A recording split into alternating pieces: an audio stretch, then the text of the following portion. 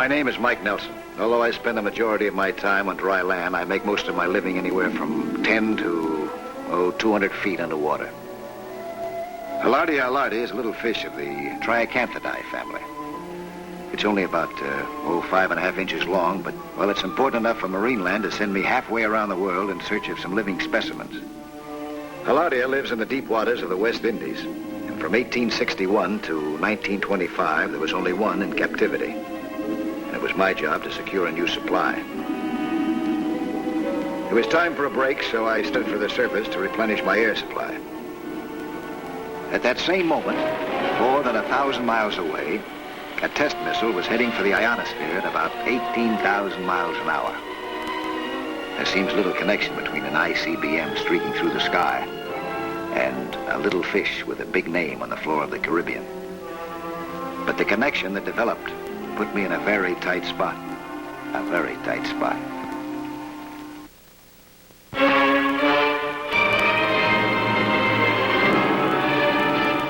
It was just about 26 hours later that things began to happen.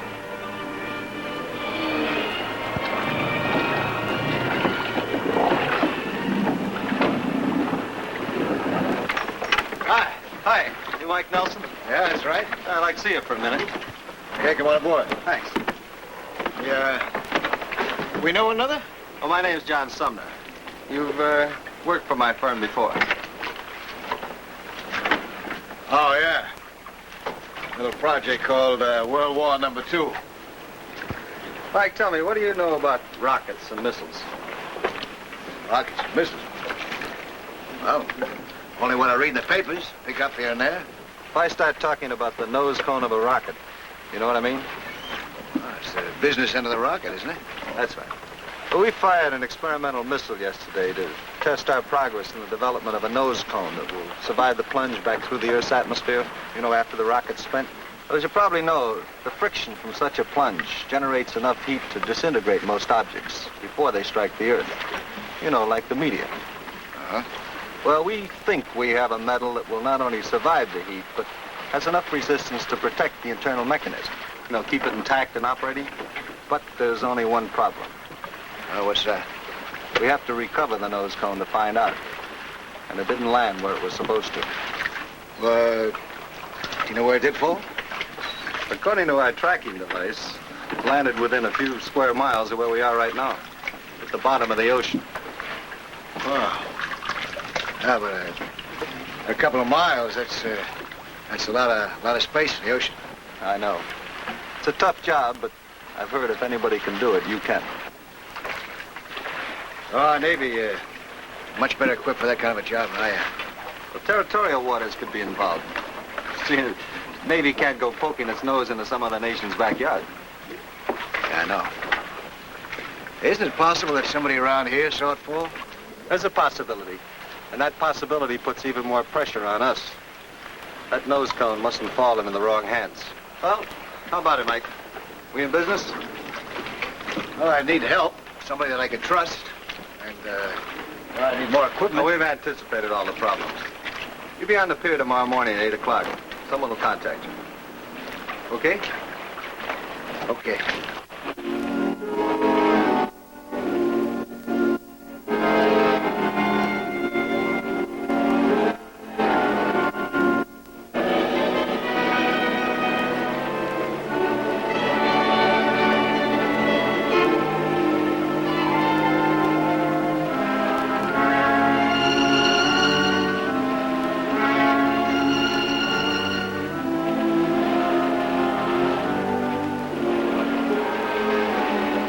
The next morning, I was on the pier on schedule, waiting for my contact to make himself known.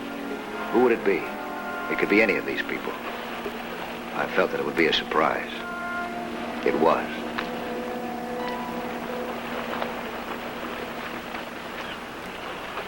Hello. Are you Mike Nelson?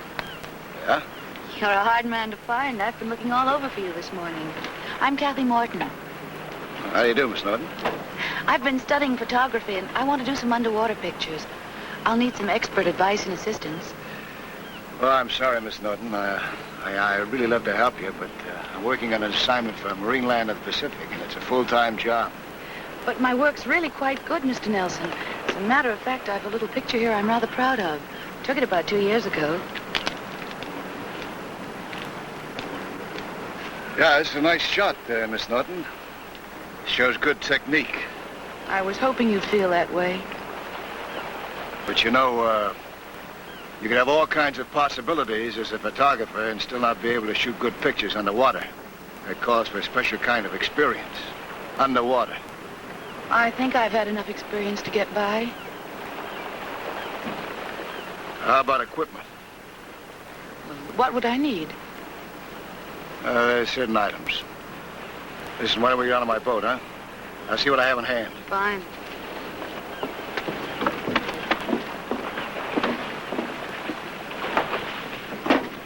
Our meeting on the pier was kind of on the cloak and dagger side, don't you think?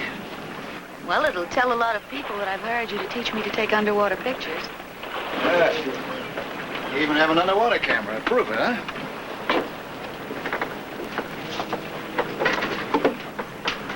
Does look like a camera, doesn't it? What do you mean, isn't it? There's a pulsating device in that nose cone we're looking for. If the nose cone survives the heat, it'll send out a signal. Oh. That's actually a receiving set to pick up the signals.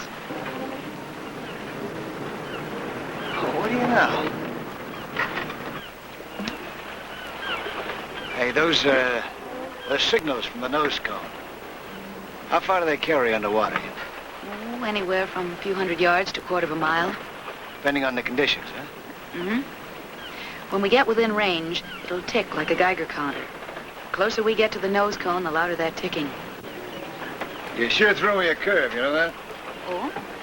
Yeah. I didn't expect to meet a girl. Well, I guess they thought it'd cause less suspicion that way. Yeah, I can buy that, but what if something happens, if we get into trouble? Don't worry about me. I'm really an expert skin diver. And I teach judo.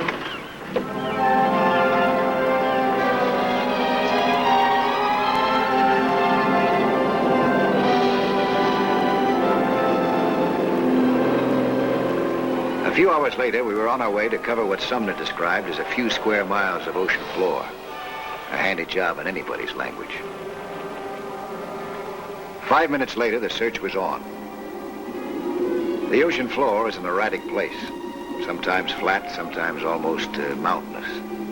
Every inch of it had to be covered. And up to now, the detector remained as quiet as a tomb.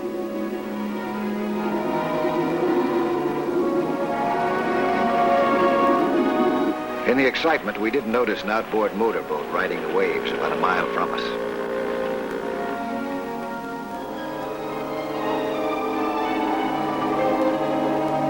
There were 3 fishermen in the boat. Or were they fishermen? They're still submerged. The woman is on the deck waiting for him.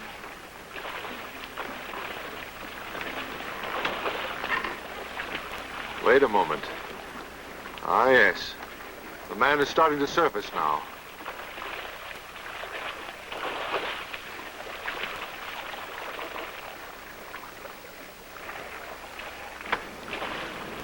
Nothing. Nothing. To cover the most territory in the shortest possible time, we were alternating our dives. The area kept getting wider and further from shore. Good luck, huh?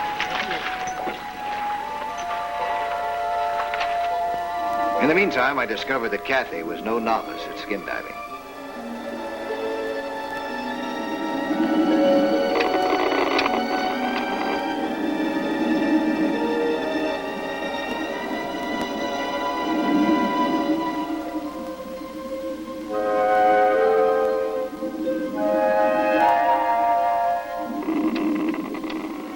Then came the reward of patience and perseverance.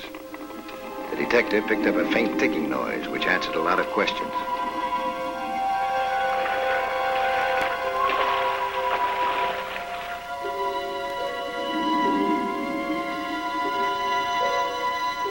Kathy's instructions were to surface if she got a reaction on the detector. And Kathy knew how to obey instructions.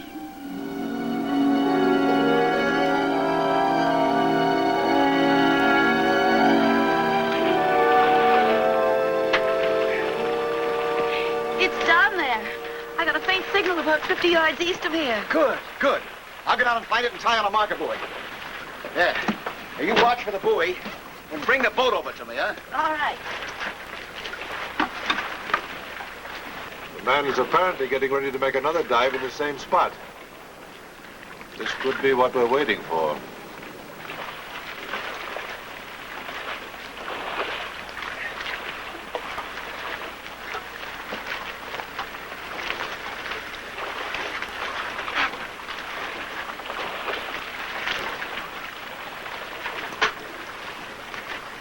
Let's get within striking distance.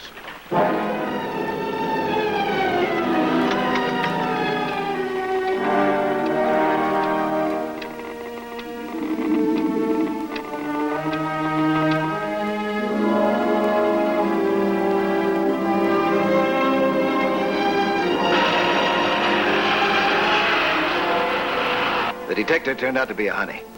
A few feet in the wrong direction and it pulls you right back.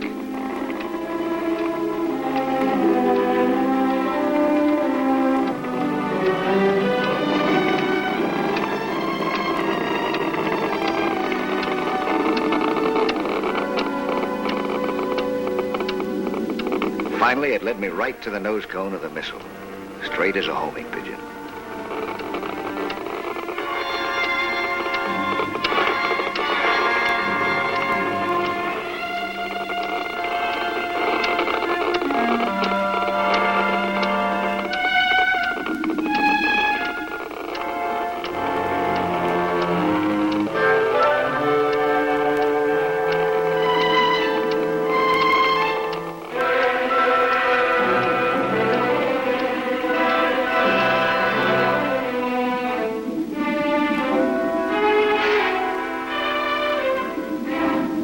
Marker buoy is a handy thing to have around in a case like this.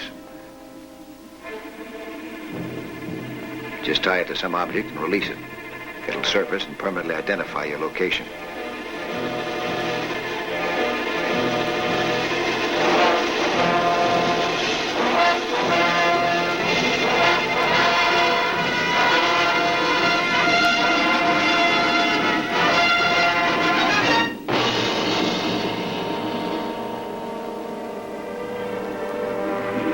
I was pinned to the ocean bottom with 6,000 pounds of metal across my legs.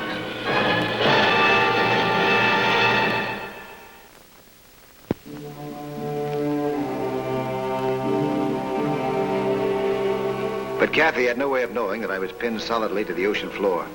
I wasn't even sure whether or not my legs were broken.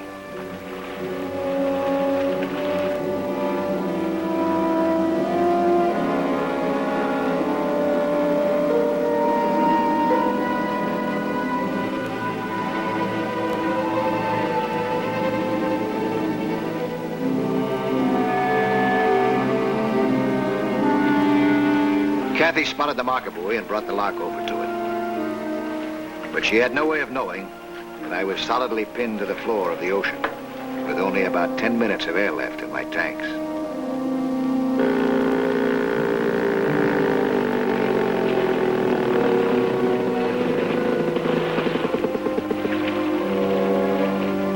Now they're both submerged. Well, now we should go then. Yes. Keep going.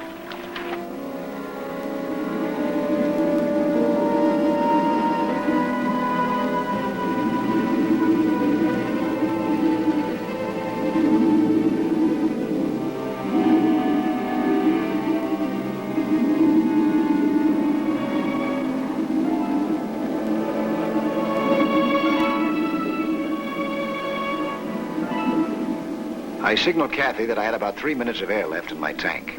She signaled back that her tank was full. The 3 minutes of air in my tank would give Kathy time to get to the surface and give me more time to try and free myself. So we exchanged tanks. There's the marker buoy. And 2 sets of bubbles. Marky, I think you better get aboard their boat in case of emergency. Take us over there.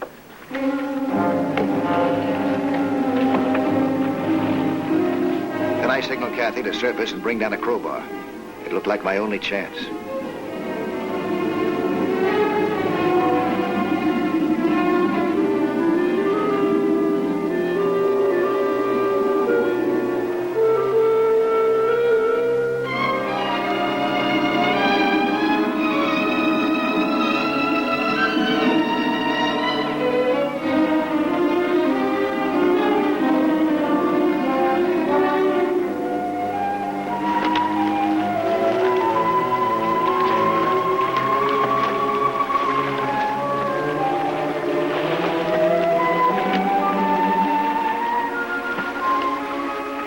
In her anxiety to help me, Kathy didn't notice the men in the outboard motorboat.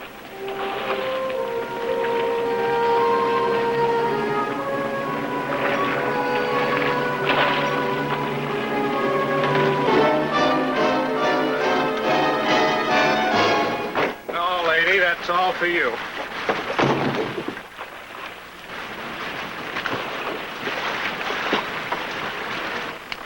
Stay where you are. I'll have to shoot.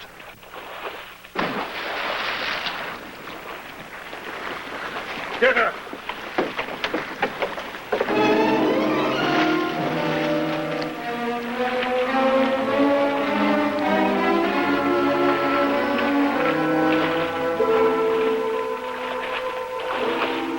This man found that it would take some doing to bring Kathy back to the boat when she almost broke his wrist with a crowbar.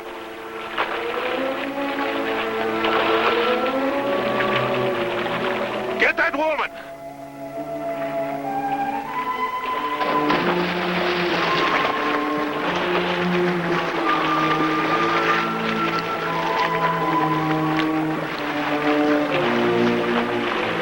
Kathy just managed to fasten the crowbar to the marker buoy line before she turned to fight off the two men.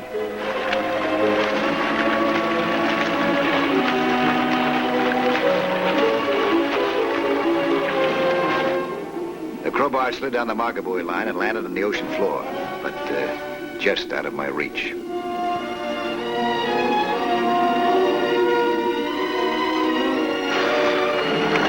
She put up a real good fight. But finally, with one man hanging to each arm, she was forced to give up.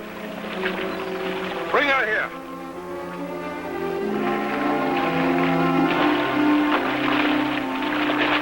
I knew that something must have happened to Kathy, or she would have brought the crowbar down herself and given me a hand.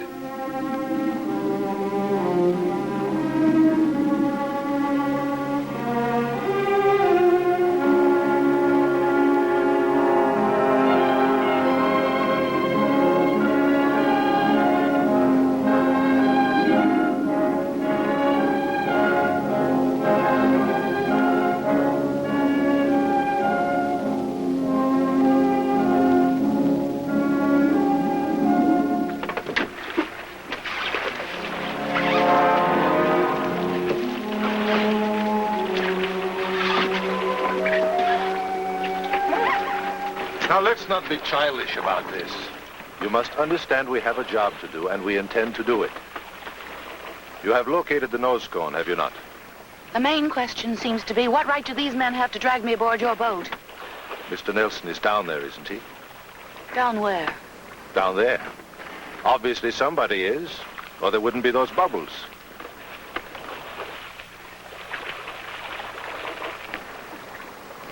All right, I'll tell you the truth. Mr. Nelson is down there. But he's in trouble. If you let me put on my diving gear, I can go down and help him. And if you have any questions, maybe he can answer them for you. How deep is he? About 120 feet. Can you dive to that depth? No. Well, I feel better with you on the surface, and Mr. Nelson unaware that we're waiting for him. I think we just sit tight for a while and see what happens.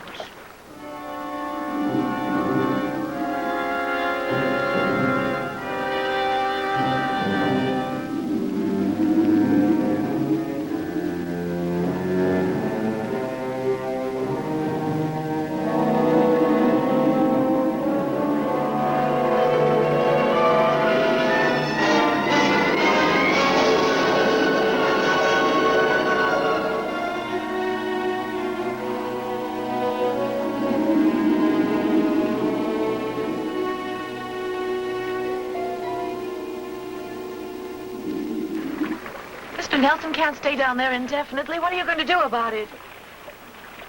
Well, you can't just let him die. On land, it would have been impossible for me to move the nose cone from the awkward position that I was in. But water gives any object a certain buoyancy. And I had to get that nose cone off my legs, or else.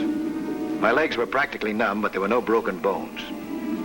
Now, the big question was, what was happening on the surface?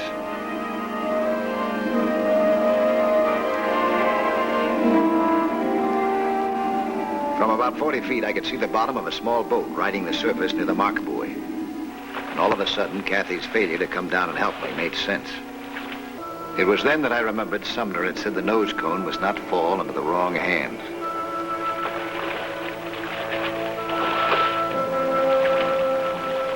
And the thought occurred to me that if some unfriendly group was waiting for me at the surface, my air bubbles would classify me as a sitting duck. So I tied my diving lung to the marker buoy line and set the valve to allow a little leakage. Then it was up to me to make the surface in one breath.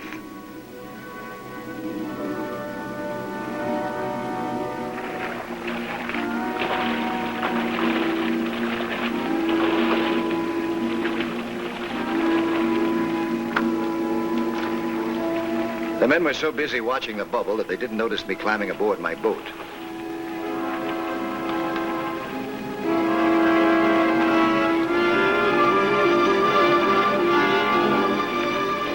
The best answer to this problem was my shark gun.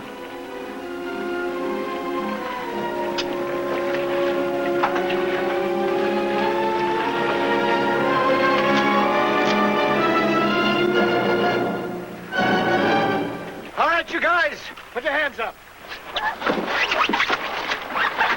You heard what he said? Put up your hands. You won't need those oars anymore. Throw them overboard.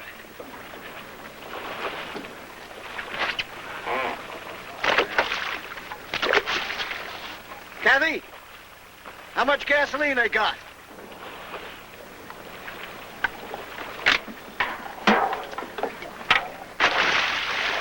Pretty low, Mike.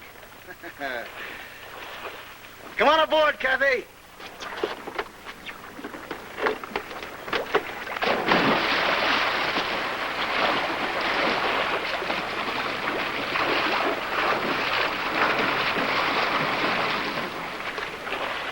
Good job, Kathy. Yeah. Thank you. Keep them covered. I'll make a little call.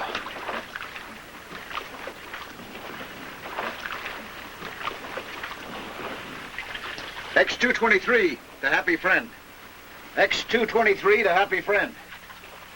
This is Happy Friend. Go ahead, X-223. Location 13 miles west of Heston Light, outside of all territorial waters. Project X-223 in operation. 3 men in a small boat drifting out to sea will need help and investigation. Over. Over and out.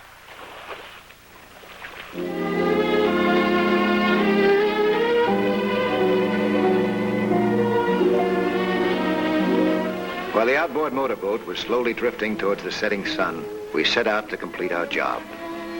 When we went down again to bring up the tip of the nose cone, it was a mighty comforting feeling to know that when we got to the surface, we'd find a United States destroyer waiting for us, and not 3 gentlemen who use bullets for bait.